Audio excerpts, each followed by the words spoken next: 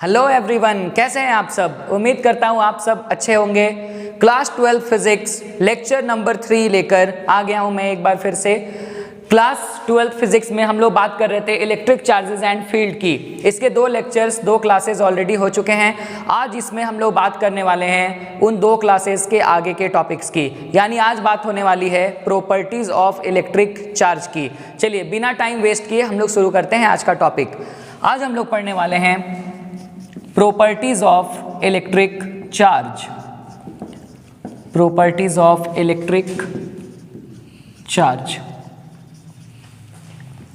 Dear students, charge की बहुत सारी प्रॉपर्टीज में से जो बेसिक प्रॉपर्टीज है, एक प्रॉपर्टी तो आप जानते ही हैं कि लाइक चार्जेस जो होते हैं, एक जैसे जो चार्जेस होते हैं वो आपस में रिपेल करते हैं, और अनलाइक चार्जेस यानी अलग अलग चार्जेस एक दूसरे को अट्रैक्ट करते हैं। ये तो हम लोग ऑलरेडी जानते हैं। आज हम लोग चार्ज की बेसिक प्रॉपर्टीज के बारे में पढ़ने जा रहे हैं, और ये बेसिक प्रॉपर्टीज क्या क्या है मैं आपको एक बार वापस से याद दिलाता हूँ। सबसे पहली प्रॉपर्टी का नाम है additivity. Additivity of electric charge.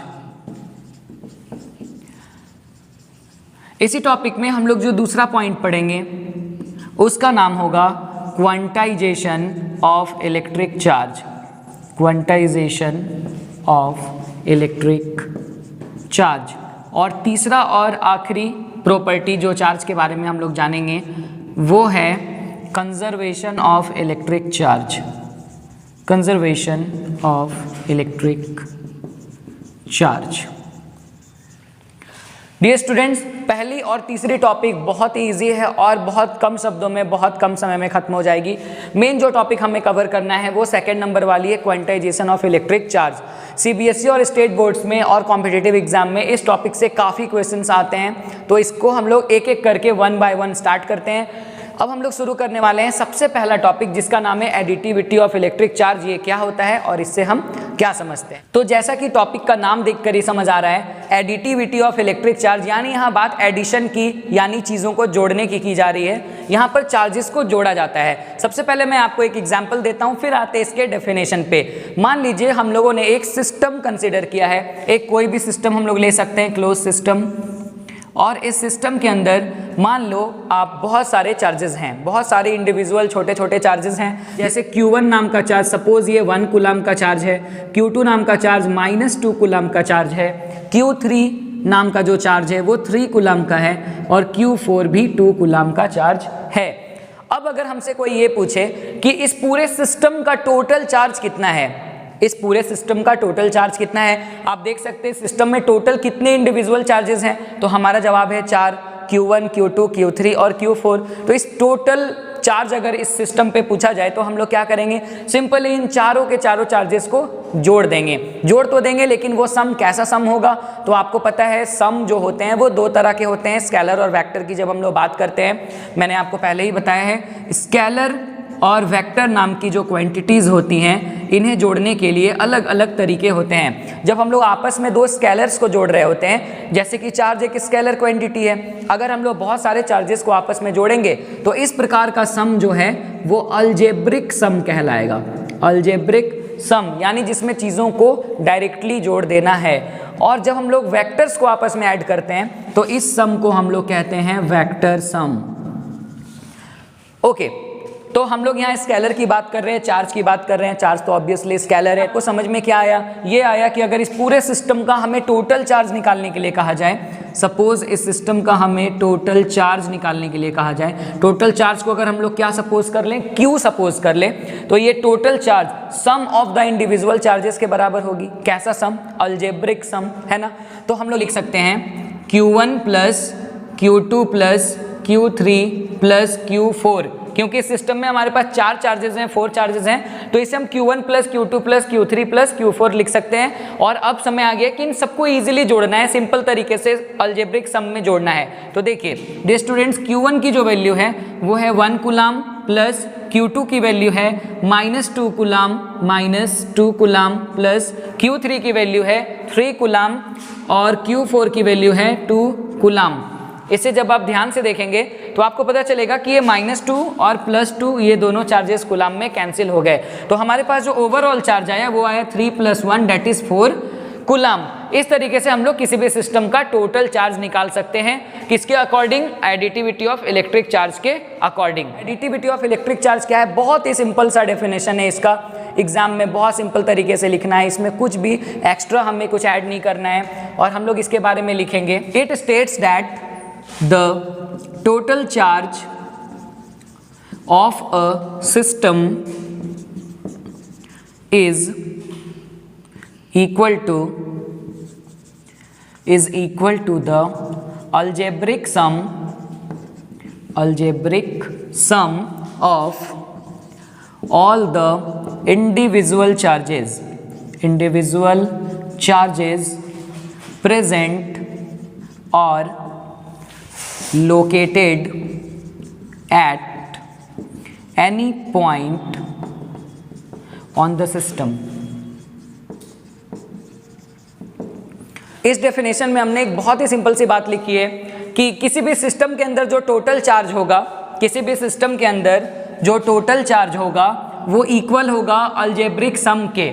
और किसका अलजेब्रिक सम हम लोग करेंगे, ऑल द इंडिविजुअल चार्जेस, जितने भी इंडिविजुअल चार्जेस, छोटे छोटे चार्जेस है जैसा इस सिस्टम में दिखाया गया, जितने भी छोटे छोटे चार्जेस हैं उन सब का हम लोग अलजेब्रिक सम निकाल देंगे, चाहे वो चार्जेस कहीं भी लोकेटेड हों, सिस्टम के किसी भी पॉइंट पे लोकेटेड हों, बस वो सिस्टम के अंदर होने चाहिए। ओके, इसको और थोड़ा इलेबोरेट करने की कोशिश करेंगे तो हम लोग इसमें लिखेंगे, let us consider a system of n number of charges, n number of electric charges। एक सिस्टम हम लोग कंसीडर कर रहे हैं जिसमें n number of electric charges हैं। n number of electric charges कहने का मतलब हमारे पास एक Q1 नाम का चार्ज है, एक Q2 नाम का चार्ज है, एक Q3 नाम का चार्ज है, डॉट डॉट डॉट Qn तक है हमारे पास। ओके, तो अब अगर हम लोग क्या करेंगे, इस सिस्टम का टोटल चार्ज अगर हम निकालते हैं, total charge Q of the system will be। तो डियर स्टूडेंट्स, यहाँ से काम बहुत आसान है। हमारे पास एक सिस्टम है और सिस्टम में Q1 से लेकर के कहाँ तक चार्जेस हैं, Qn तक। तो इसका टोटल चार्ज, अगर सिस्टम का टोटल चार्ज अगर हम लोग Q सपोज कर ले, तो टोटल चार्ज को हम लोग ऐसे रिप्रेजेंट कर सकते हैं कि Q is equal to Q1 plus Q2 plus Q3 plus dot dot dot up to Qn। तो ये हो गया सिस्टम का टोटल चार्ज। अब यहाँ पर n की वैल्यू कुछ भी हो सकती है, it depends on the number of charges in the system. अगर ये 5 होगी तो हमारे Q की वैल्यू 5 तक जाएगी, 10 होगी तो Q की वैल्यू 10 तक जाएगी, 100 होगी तो 100 तक जाएगी। It's quite a simple thing. Okay, यही है एडिटिविटी ऑफ इलेक्ट्रिक चार्ज। बढ़ते हैं दूसरे प्रॉपर्टी की ओर। चार्ज की दूसरी और सबसे इंपॉर्टेंट प्रॉपर्टी का नाम है क्वांटाइजेशन ऑफ इलेक्ट्रिक चार्ज। आइए इसे समझते हैं। क्वांटाइजेशन ऑफ इलेक्ट्रिक चार्ज में यह कहा गया है, इस बार भी बात हो रही है सिस्टम के ऊपर टोटल चार्ज की, यानी किसी भी सिस्टम के ऊपर जो टोटल चार्ज होता है, यानी हम लोग बात करने वाले हैं Q की, उसके बारे में बताया गया है, इज ऑलवेज इक्वल टू, ये हमेशा बराबर होती है किसके, an integral multiple. Integral multiple का मतलब होता है कोई भी इंटीजर, जिसे हम लोग क्या कह सकते हैं, n of basic quantum of charge. Basic quantum of charge का एग्जाम्पल हो सकता है जैसे इलेक्ट्रॉन के ऊपर का जो चार्ज होता है जिसे हम कहते हैं E। तो dear students, quantisation of electric charge का जो फॉर्मूला निकल के सामने आता है वो है Q is equal to n e. अब इस टॉपिक को थोड़ा सा इलेबोरेट करते और समझते हैं कि इसमें हमें बताया क्या गया है। इस टॉपिक में हमें यह बताया जा रहा है कि किसी भी सिस्टम के ऊपर जो टोटल चार्ज होगा वो इलेक्ट्रॉन के चार्ज के मल्टीपल्स में होगा। मल्टीपल्स में होने का मतलब क्या होता है, ध्यान से समझिएगा इस एग्जाम्पल को। सपोज हमारे पास ये 2 ऑब्जेक्ट्स हैं और इन 2 ऑब्जेक्ट्स में से इसके पास भी कुछ इलेक्ट्रॉन्स हैं और इसके पास भी कुछ इलेक्ट्रॉन्स हैं, और मैंने इन दोनों को रब किया आपस में। ठीक है, मैंने जैसे ही इसे रब किया, इसमें से कुछ इलेक्ट्रॉन्स निकल के इसमें ट्रांसफर हो गए, है ना। इसमें से कुछ इलेक्ट्रॉन्स निकल के इसमें ट्रांसफर हो गए। सबसे पहले आपको यह समझना होगा कि ट्रांसफर जो है वो चार्ज का नहीं बल्कि इलेक्ट्रॉन्स का होता है, और क्योंकि इलेक्ट्रॉन के ऊपर चार्ज होते हैं इसलिए इलेक्ट्रॉन का ट्रांसफर ही चार्ज का ट्रांसफर कहलाता है। फिर से रिपीट कर रहा हूं, ट्रांसफर इलेक्ट्रॉन्स का होता है और हम लोग ट्रांसफर चार्ज का इसलिए कहते हैं क्योंकि इलेक्ट्रॉन के ऊपर चार्ज होता है ना। तो जैसे हमने इसे रब किया और सपोज इस मार्कर से कुछ इलेक्ट्रॉन्स निकल के इस ढक्कन के ऊपर चिपक गए, तो वो इलेक्ट्रॉन्स जब भी इससे निकलेंगे तो हर इलेक्ट्रॉन के ऊपर कितना चार्ज होता है? बेसिक क्वांटम ऑफ चार्ज की बात कर रहे हैं हम लोग। इसे मैं थोड़ा सा और बताता हूं। वेयर यहां पर ये जो Q है, इस Q का मतलब है total charge, total charge. N का मतलब है N इंटीजर। अब ये इंटीजर का मतलब आप जानते ही हो, ये 0 plus minus 1 plus minus 2 plus minus 3 and so on, कुछ भी हो सकती है। और E का मतलब है चार्ज ऑन बेसिक क्वांटम, या इलेक्ट्रॉन के ऊपर का चार्ज आप कह लो। 1.6 इंटू 10⁻⁻19 कूलाम का चार्ज इलेक्ट्रॉन के ऊपर पाया जाता है। तो मैं आपको क्या बता रहा हूँ, ध्यान से समझिएगा। जैसे ही इस मार्कर को, इस एग्जाम्पल को समझाने के लिए मैं एक दूसरे ऑब्जेक्ट का यूज़ करता हूँ। जैसे इस मार्कर को मैंने इसके ऊपर रब किया, रगड़ा, इसमें से कुछ इलेक्ट्रॉन्स निकल के इस पे चिपक गए। अब समझने वाली बात यह है कि जो इलेक्ट्रॉन्स इससे निकले हैं वो इलेक्ट्रॉन कभी भी फ्रैक्शन में नहीं हो सकते हैं, वो हमेशा एक होल नंबर होंगे। कहने का मतलब बहुत सिंपल है, अगर जैसे ही मैंने इसे इस पे रब किया, हो सकता है इसका एक इलेक्ट्रॉन इस पे निकल के चिपक गया हो, 2 इलेक्ट्रॉन गया हो, 3 इलेक्ट्रॉन गया हो, 4 इलेक्ट्रॉन गया हो, 1000 इलेक्ट्रॉन गया हो, लेकिन मैं ये कभी नहीं कह सकता कि इसमें से 3.5 इलेक्ट्रॉन निकल के इसमें चले गए, इसमें से 4.25 इलेक्ट्रॉन निकल के चले गए, इसमें से 4/3 इलेक्ट्रॉन्स निकल के चले गए, इसमें से 1/4 इलेक्ट्रॉन्स निकल के चले गए। It simply means the transfer of electron can not take place in fraction. This is what I am saying कि इलेक्ट्रॉन का ट्रांसफर कभी भी फ्रैक्शन में नहीं हो सकता है। Whenever we are transferring the electron from one system to another system, it should always be transferred in a whole number. ये हमेशा एक होल नंबर में ट्रांसफर होगी, यानी कि we can transfer the amount of electron like 2 electrons, 5 electron, 100 electrons, but you can not say 2.5, 1.5, 1.3, 2.7 और something like that. Okay, तो ये बात है। तो अब सबसे छोटे से एग्जांपल से मैं आपको समझाता हूं। सपोज करो मैंने जब इसे रब किया तो इस मार्कर से एक इलेक्ट्रॉन इस पे जाके चिपक गया, तो इसके ऊपर कितना चार्ज आ गया? तो जवाब है 1 इलेक्ट्रॉन का चार्ज। इसके ऊपर तो एक ही इलेक्ट्रॉन का चार्ज आया ना, तो 1 इलेक्ट्रॉन का चार्ज आया, तो इस ऑब्जेक्ट पे टोटल चार्ज कितना आ गया? तो हमारा जवाब है 1 इलेक्ट्रॉन का चार्ज। तो इसे हम 1e लिख सकते हैं, है ना। अगर हमने इसे रब किया और मान लो इसमें से 2 इलेक्ट्रॉन निकल के इस पे चिपक गया होता, तो अभी ये वाला फॉर्मूला हम लोग लिख रहे होते 2 इलेक्ट्रॉन्स। अगर इसमें से 50 इलेक्ट्रॉन इस पे निकल के चिपक गए होते तो हमारा फॉर्मूला होता 50e, 50 इलेक्ट्रॉन। तो हो सकता है ना कि इसमें से n इलेक्ट्रॉन्स निकल के इस पे चिपक गए। n की वैल्यू कुछ भी हो सकती है, 50, 100, 1000, है ना। तो Q इज इक्वल टू हो गया Ne।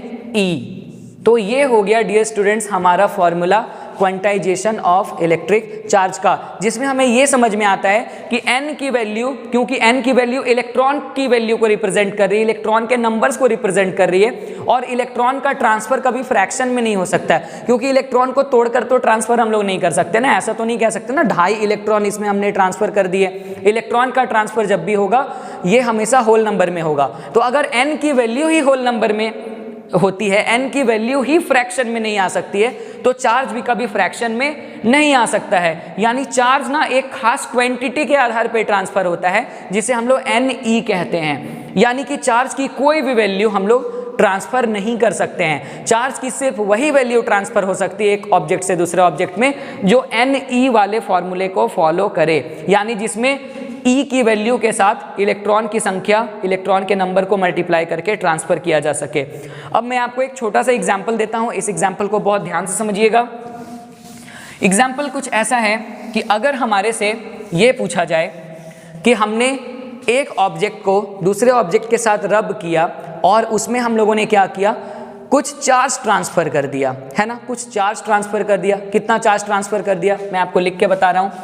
अगर कहा गया किसी भी बॉडी के अंदर, सिस्टम के अंदर टोटल चार्ज 8 × 10⁻⁻19 कूलाम है, अगर किसी भी बॉडी के अंदर 8 × 10⁻⁻19 कूलाम का चार्ज है, तो क्या ये चार्ज रियली में एग्जिस्ट करता है? क्या ये चार्ज ट्रांसफरेबल है? क्या सच में किसी बॉडी के ऊपर इतना चार्ज हो सकता है? इसको जानने के लिए हम लोग क्या करेंगे, इसको जानने के लिए हम लोग ये फॉर्मूला लगाएंगे जो कि है Q is equal to Ne, और हम लोग यहाँ से n की वैल्यू को निकालेंगे, इलेक्ट्रॉन की संख्या को निकालेंगे, है ना। तो Q की वैल्यू हो गई 8 × 10⁻⁻19, यहाँ से आप देख सकते हो।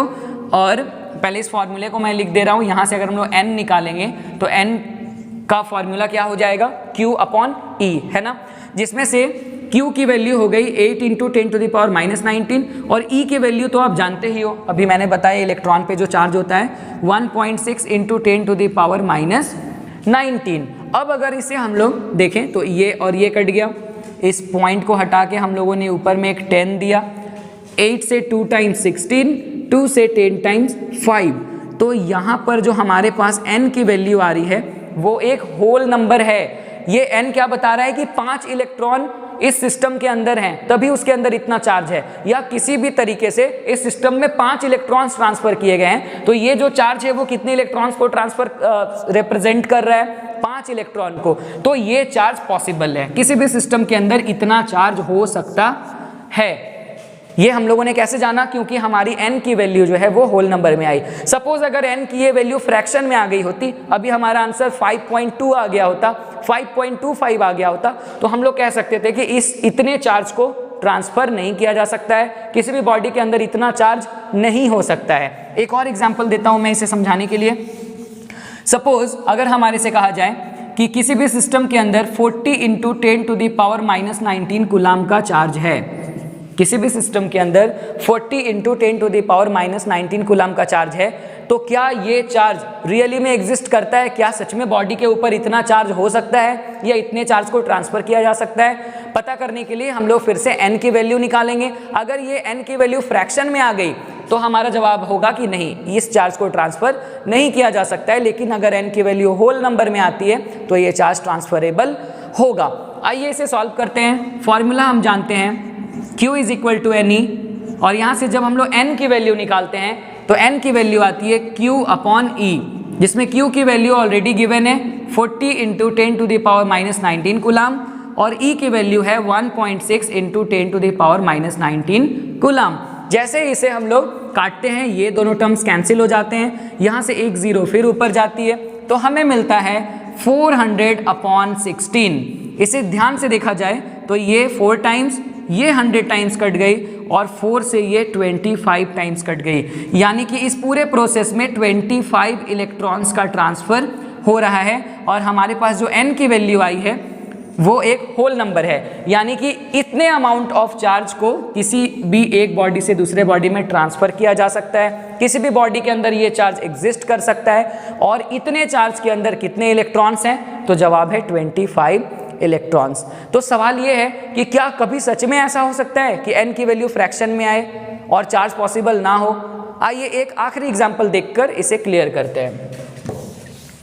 हमारा जो आखिरी एग्जांपल होने जा रहा है उसमें हम लोगों ने Q की वैल्यू को सपोज कर लिया है 3 इंटू 10⁻⁻19 कूलाम। सपोज अगर ये कहा जाए आपसे कि क्या किसी भी सिस्टम या किसी बॉडी के अंदर इतना चार्ज होना पॉसिबल है, तो हम लोग बहुत सिंपल तरीके से कहेंगे, देखते हैं n की वैल्यू निकाल कर ही हमें पता चलेगा। तो n का फॉर्मूला होता है Q अपॉन E, और हम लोग पुट करेंगे इसे 3 इंटू 10⁻⁻19, ये Q की वैल्यू है जो हम लोगों ने यहाँ से पुट की, और E की वैल्यू आप जानते हो 1.6 इंटू 10⁻⁻19। फिर से इस पॉइंट को हटाएंगे, ऊपर में एक 10 जाएगा और ये दोनों टर्म्स हो जाएंगे कैंसिल। तो ऊपर में आ गया 30, नीचे में आ गई 16। इसे एक बार फिर से अगर हम लोग डिवाइड करें तो ये हो गया 8 और ये हो गया 15, यानी हमारा जो आंसर आ रहा है वो आ रहा है 15 अपॉन 8, और इससे काट के सॉल्व करके होल नंबर नहीं लाया जा सकता है। तो इसका मतलब इतना चार्ज को ट्रांसफर करना पॉसिबल नहीं है, इट इज़ नॉट पॉसिबल, क्योंकि यहाँ पर जो n की वैल्यू है वो वैल्यू किस में आ रही है, तो जवाब है ये वैल्यू आ रही है फ्रैक्शन में। ओके डियर स्टूडेंट्स, उम्मीद करता हूँ कि आपको ये बात समझ में आई होगी। एक छोटे से एग्जाम्पल से आप इसे और समझ सकते हैं। मान लीजिए आज हमारे कंट्री में, इंडिया में, जो सबसे छोटा डिनोमिनेशन है पैसे का, रुपए का, वो है 1 रुपया। 1 रुपये से कम कुछ भी नहीं चलता है। मैं ऑफलाइन मोड की बात कर रहा हूँ, ऑनलाइन मोड की बात नहीं कर रहा हूँ। मैं बात कर रहा हूँ कैश देने की। अगर आपसे कोई कुछ रुपए मांगे या आप किसी से कुछ रुपए मांगे ऑफलाइन मोड में, गूगल पे, फ़ोन पे और पेटीएम की बात मैं नहीं कर रहा हूँ, ऑफलाइन मोड पे, तो आप सबसे छोटा, सबसे कम क्या दे सकते हैं, किसी को कितना रुपया दे सकते हैं? तो हमारे पास जवाब आता है 1 रुपया, क्योंकि इससे छोटा डिनोमिनेशन हमारे पास अवेलेबल नहीं है। लेकिन अगर ऑफलाइन मोड में कोई आपसे ये कहे कि मैं तुम्हें 3.25 रुपये देने वाला हूँ, यानी मैं तुम्हें 3.75 रुपीज़ देने वाला हूँ, या कोई ये कहे कि मैं तुम्हें 112.5 रुपीज़ कल दूंगा, तो इन दोनों बातों का कोई मीनिंग नहीं निकलता है। ये दोनों इलॉजिकल बातें हैं, मीनिंगलेस बातें हैं। मैं फिर से कह रहा हूँ, ये ऑफलाइन मोड की बात कर रहा हूँ, मैं कैश की बात कर रहा हूँ। ऑनलाइन में तो हम लोग कुछ भी ट्रांसफ़र कर सकते हैं, लेकिन ऑफलाइन में ये दोनों बातें एक्सेप्टेबल नहीं है। ठीक उसी तरह इलेक्ट्रॉन की जो वैल्यू होती है, इलेक्ट्रॉन की वजह से जो किसी भी सिस्टम पे चार्ज की वैल्यू होती है, वो चार्ज की वैल्यू अपने मन से कुछ भी नहीं हो सकती है। वो एक फिक्स वैल्यू है जो n और e के प्रोडक्ट होने पे ही बनती है। यानी किसी भी सिस्टम में कोई भी ऊट पटांग उल्टा पल्टा चार्ज ट्रांसफर कर देना पॉसिबल नहीं है। कोई भी चार्ज केवल तभी ट्रांसफर किया जा सकता है जब n की वैल्यू फ्रैक्शन में ना आए और n की वैल्यू एक होल नंबर में आए। उम्मीद करता हूं आपको ये दूसरा पॉइंट समझ में आया होगा। अब हम लोग जल्दी से बात कर लेते हैं तीसरे और आखिरी प्रॉपर्टी की, और फिर हम लोग इसे खत्म कर बात करते हैं तीसरे और आखिरी प्रॉपर्टी की, जिसका नाम है conservation of electric charge. Dear students, जब भी कंजर्वेशन वर्ड हमारे दिमाग में आता है, हमारे मुंह से एक ही बात निकलती है कि इसमें कुछ ऐसा होने वाला है कि can neither be created nor be destroyed but can only be transferred from one body to another body या one system to another system, है ना। तो अब हम लोग कंजर्वेशन ऑफ इलेक्ट्रिक चार्ज को समझने की कोशिश करते हैं कि ये क्या है। इसका जो सबसे सिंपल डेफिनेशन है वो ये है कि it states that the total charge of an isolated system remains constant या सेम कह सकते हो आप। ओके डियर स्टूडेंट्स, बहुत ही सिंपल सी लाइन है। ये हमें ये बतलाता है, कंजर्वेशन ऑफ इलेक्ट्रिक चार्ज हमें ये बतलाता है कि किसी भी सिस्टम का जो टोटल चार्ज होता है, लेकिन यहाँ पर सिस्टम के पहले एक वर्ड लगा हुआ है आइसोलेटेड सिस्टम। आइसोलेटेड सिस्टम आपके लिए कोई नई चीज़ नहीं होनी चाहिए। क्लास 11th में थर्मोडायनेमिक्स में आप ऑलरेडी 3 तरह के सिस्टम के बारे में पढ़ चुके हैं, ओपन सिस्टम, क्लोज सिस्टम और आइसोलेटेड सिस्टम। आइसोलेटेड सिस्टम हम लोग एक ऐसे सिस्टम को कह रहे हैं जिसमें किसी भी प्रकार का हीट, एनर्जी और मैटर का लॉस होने वाला नहीं है। ना तो एनर्जी और मैटर का ट्रांसफर बाहर से अंदर हो सकता है, ना अंदर से बाहर हो सकता है। यानी आइसोलेटेड सिस्टम एक ऐसे बंद सिस्टम को कह सकते हैं जिसमें से कुछ भी अंदर से बाहर और बाहर से अंदर कुछ भी नहीं आ सकता है। वो सिस्टम कंप्लीटली अलग तरीके से रखा गया है, आइसोलेट करके रखा गया है। कोरोना में आपने आइसोलेशन वर्ड सुना था ना। आइसोलेशन का मतलब क्या होता है? सबसे सेपरेट करके रखना, जहां कोई एंटर ना कर सके और वो भी कहीं एंटर ना कर सके, है ना। तो आइसोलेटेड सिस्टम हम लोग एक ऐसे सिस्टम को कह रहे हैं। तो आइसोलेटेड सिस्टम के अंदर जो टोटल चार्ज होता है वो चार्ज कांस्टेंट रहता है, यानी उस चार्ज को ना तो बढ़ाया जा सकता है ना घटाया जा सकता है। ओवरऑल चार्ज हमेशा बराबर होता है। एग्जाम्पल के तौर पे मैं अगर आपसे ये कहूँ कि आप मान लो एक आदमी है जिसके पास एक जार है और उस जार में लड्डू है, ठीक है। एक जार है, उस जार में लड्डू है और उस जार में ना 100 लड्डू हैं, 100 पीसेज हैं। और उस आदमी ने क्या किया, उस जार को ना जोर से नीचे रख दिया। जार फूटा नहीं, जोर से जार को नीचे रख दिया। और जैसे उसने जोर से जार को नीचे रखा, लड्डू आपस में टकराए और उसमें से 5 लड्डू जो है वो 2 टुकड़े हो गए, ठीक है। ध्यान से आप समझना। उससे पहले मैं आपको ये बताता हूँ कि स्टार्टिंग में जो 100 लड्डू थे, आप सपोज कर लो थोड़े देर के लिए कि ये जो 100 लड्डू थे वो 5 kg के थे, ओके। तो पूरा जो वजन था लड्डू का वो 5 kg था। लड्डू कितने पीसेस थे? 100 पीसेस थे। जैसे ही लड्डू आपस में टकराए, वो सारे लड्डू सिस्टम के अंदर हैं, जार के अंदर हैं, और टकरा के क्या हुआ ना कि लड्डू की जो संख्या थी वो बढ़ गई। लड्डू टूट गए, बहुत सारे लड्डू 3-4 टुकड़ों में टूट गए। और कुछ देर के बाद ऐसा हुआ कि लड्डू जो थे वो टूट फूट कर 250 पीसेज में कन्वर्ट हो गए। तो अब बात यह है कि पीसेस तो 250 हो गए, तो क्या उस लड्डू का वजन जो है वो सीधा 5 kg से बढ़कर 12.5 kg हो गया होगा, 12.5 kg? तो जवाब है नहीं। सारे लड्डू तो सिस्टम के अंदर ही है ना, वहीं टकरा रहे हैं, वहीं चूर हो रहे हैं, लेकिन उसका वजन क्या है? उतना ही है। ठीक उसी तरह चार्ज के साथ भी होता है, यानी ये लड्डू 5 kg का था, चार्ज के साथ भी वैसा ही होता है। चार्ज जब एक आइसोलेटेड सिस्टम के अंदर बंद होता है तो उसके अंदर का जो टोटल चार्ज होता है वो हमेशा कांस्टेंट होता है। चाहे पार्टिकल्स इधर टकराए उधर टकराए, आपस में मिलकर एसोसिएट हो या टूटकर डिसोसिएट हो, इससे कोई फर्क पड़ने वाला नहीं है। एग्जाम्पल के तौर पे जो सबसे छोटा और सिंपल एग्जाम्पल है वो मैं आपको पहले बताता हूँ। इसका सबसे बेस्ट एग्जाम्पल है आयोनाइजेशन ऑफ NaCl। NaCl जिसे हम लोग रॉक सॉल्ट या कॉमन सॉल्ट या सामान्य भाषा में नमक कहते हैं, इसका आयोनाइजेशन हम लोग करके देखते हैं कि क्या होने वाला है। डियर स्टूडेंट, सबसे पहले हम लोग NaCl लेने वाले हैं। NaCl एक न्यूट्रल मॉलिक्यूल है, एक न्यूट्रल आयनिक कंपाउंड है एक्चुअली, जिसके ऊपर ओवरऑल टोटल चार्ज कितना होता है? 0 होता है। जैसे ही इसे हम लोग आयोनाइज करते हैं, आयोनाइज करते हैं यानी इसका आयोनाइजेशन करते हैं। आयोनाइजेशन करने का मतलब सीधा सीधा होता है आयंस में किसी भी चीज़ को डिसोसिएट कर देना, तोड़ देना। यानी इस पर्टिकुलर कंपाउंड को हम लोग क्या करेंगे? आयंस में तोड़ देंगे और ये आयंस में टूटेगा तो ये बनाएगा Na+ आयन और Cl- आयन। फिर इन दोनों के ऊपर के चार्जेस की बात करेंगे तो Na+ आयन के ऊपर +1 चार्ज होगा, Cl- आयन के ऊपर -1 चार्ज होगा। लेकिन फिर भी अगर हम इन दोनों चार्जेस को आपस में ऐड करें, ओवरऑल चार्ज निकालें तो ये चार्ज आएगी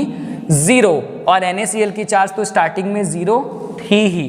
तो इससे हमें क्या पता चलता है कि आयोनाइजेशन से पहले या आयोनाइजेशन के बाद चार्ज की ओवरऑल वैल्यू कितनी है? 0 है। यही तो है कंजर्वेशन ऑफ चार्ज। और इसमें हम लोग ये भी लिख सकते हैं कि charge can neither be created nor be destroyed. यहाँ भी हम लोगों ने देखा चार्ज को क्रिएट नहीं किया गया, ना ही उसे डिस्ट्रॉय किया गया, चार्ज को बस आयंस में ट्रांसफर कर दिया गया। और लेकिन टोटल चार्ज जब पूरे सिस्टम का जोड़ा गया तो वो फिक्स आया, 0 आया। यानी कि किसी भी सिस्टम के अंदर, जो आइसोलेटेड सिस्टम के अंदर जो टोटल चार्ज होता है वो शुरू से लेकर अंत तक कांस्टेंट होता है। तो ये थी चार्ज की 3 बेसिक प्रॉपर्टीज जो एग्जाम के लिए बहुत ही इंपॉर्टेंट है। अगले क्लास में हम लोग कूलम्स लॉ की बात करने वाले हैं। Coulomb's law is basically one of the very important topics in physics for class 12 students. तो इंतजार कीजिएगा इस वीडियो का। आज की वीडियो को खत्म करने का समय आ गया है। इस वीडियो से आपने कुछ भी सीखा हो तो जाते जाते वीडियो को लाइक ज़रूर कीजिएगा, अपने फ्रेंड्स के साथ शेयर कीजिएगा और ज़्यादा से ज़्यादा लोग सब्सक्राइब कीजिएगा। Thank you.